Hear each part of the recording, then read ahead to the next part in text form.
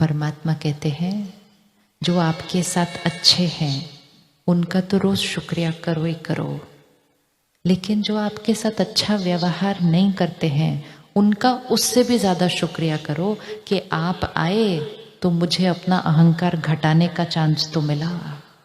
आप आते ही ना तो मेरा अहंकार तो पता नहीं कहां तक पहुंचता जा रहा है। जो हमारे जीवन में विघ्न डालते हैं, जो हमारे जीवन में गलत व्यवहार करते हैं, वो आए ही हैं हमारी शक्ति को बढ़ाने के लिए। उनको शुक्रिया करो, आप आए तो मुझे मेरी ताकत पता चली। हर बार जब हम झुकते हैं, हम जहां ठहरे हैं ना, यहाँ उस जगह का नाम है हार्मनी। हार्मनी तो हमारी दादी जी कहती थी रिश्तों में अगर हार्मनी चाहिए, हारमनी मतलब मैं झुका, मैंने हार मानी। अगर मैंने हार मानी तो रिश्तों में हमेशा हारमनी हो जाएगी। लेकिन झुकेगा कौन? झुकेगा वो जिसका फ्लेक्सिबल है, जो अकड़ा हुआ है। तो जो झुक नहीं सकता वो बीमारी की निशानी है।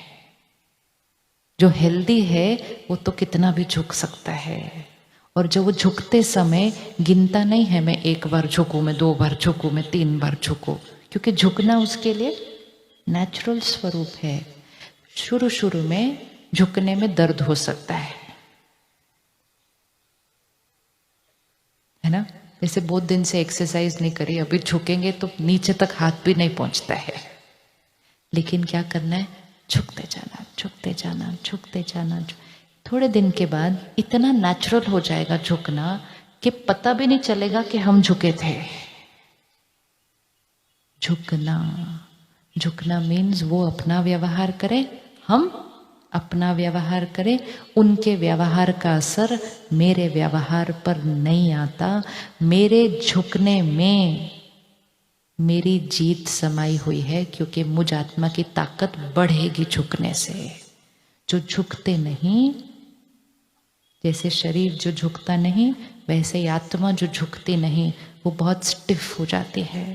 वो किसी के साथ भी एडजस्ट नहीं कर सकती, वो किसी के नेचर के साथ चल नहीं सकती, क्योंकि वो झुकती नहीं है।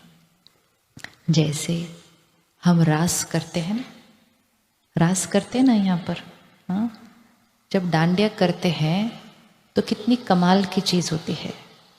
डंडे हैं हाथ में, लेकिन एक के डंडे को देखकर जब दूसरा अपना डंडा मारता है तो वो एक सुंदर डांस बन जाता है। लेकिन अगर हर एक अपना अपना मारता जाएगा तो वही स्थान युद्ध का मैदान बन जाएगा।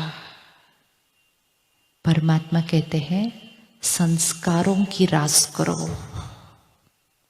कि एक का संस्कार देखा, उसके संस्कार को देखकर अपना संस्कार ऐसे करो तो जीवन एक सुंदर डांस बन जाएगी।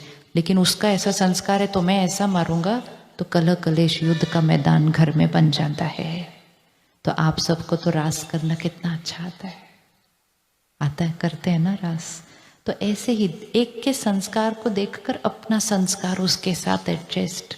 ऐसे नहीं इसने मेरे साथ ऐसा क्यों बोला, मैं भी ऐसा मारूंगा। तो जो संस्कारों की रास करते जाएंगे उनके घर में सतयुग शुरू हो गया। सृष्टि कब बदलेगी इसका इंतजार नहीं करना। हमारे घर में स्वर्ग आज से शुरू हो जाएगा अगर हम संस्कारों की एक दूसरे के साथ रास करना शुरू कर दें। तो वो अगर हमें देखकर मुड़ेंगे तो हम क्या करेंगे? अगर उन्होंने हमें देखकर ऐसे कर लिया तो हम क्या करेंगे? क्या करेंगे? मैं प्रेम स्वरूप आत्मा हूं, मैं दिव्य आत्मा हूं। देवी देवताओं के सामने जाकर लोग कहते हैं मैं नीच हूं, पापी हूं, कपटी हूं। देवी देवता ऐसे करते हैं, वो कहते हैं मैं नीच हूं, मैंने इतने पाप किए, इतने पाप किए, इतने पाप किए। देवी देवता दुआएं देते हैं। तो उसी तरह लोग अपने कर्मों में हमें बोलेंगे नहीं कि मैं नीच हूँ, पापी हूँ, कपटी हूँ, लेकिन अपने कर्मों में दिखाएंगे कुछ कुछ चीजें। तो दिव्य आत्मा को क्या करना है? दुआएं देना है, ये आत्मा भी ठीक हो जाएगी। परमात्मा इस आत्मा को शक्ति दे। तो देवी देवता दिव्य आत्मा मतलब जो हरेक के संस्कार, हरेक के व्यवहार को देखते हुए भी उसको दुआएं दे, दुआएं दे, दुआएं दे कि ये आत्मा भी ठीक हो जाएगी। ये नहीं कि ये आत्मा ने मेरे साथ ऐसा क्यों किया, वो अंदर से दर्द में है। इस समय यहाँ पर बहुत सारी बीमारियां चल रही हैं। किसी को ईर्ष्या की बीमारी है। ईर्ष्या की बीमारी की कोई दवा नहीं है, कोई दवा नहीं है जिससे थोड़ी देर के लिए भी दर्द घटे। ईर्ष्या है, किसी को डर की बीमारी है, किसी को निंदा करने की बीमारी है। ये बीमारियां हैं सारी अंदर। इनको पहचानना है कि ये आत्मा को अंदर कौन सी बात का दर्द हो रहा है। जो ऑलरेडी दर्द में है उनसे क्या नाराज होना है। हम नाराज हो जाते हैं जो दर्द में हैं। परमात्मा कहते हैं जिनको सारे राज पता हैं वो कभी ना राज नहीं हो सकते हैं। ना राज वो आत्मा होती है जिसको राज ही नहीं पता है सारे के।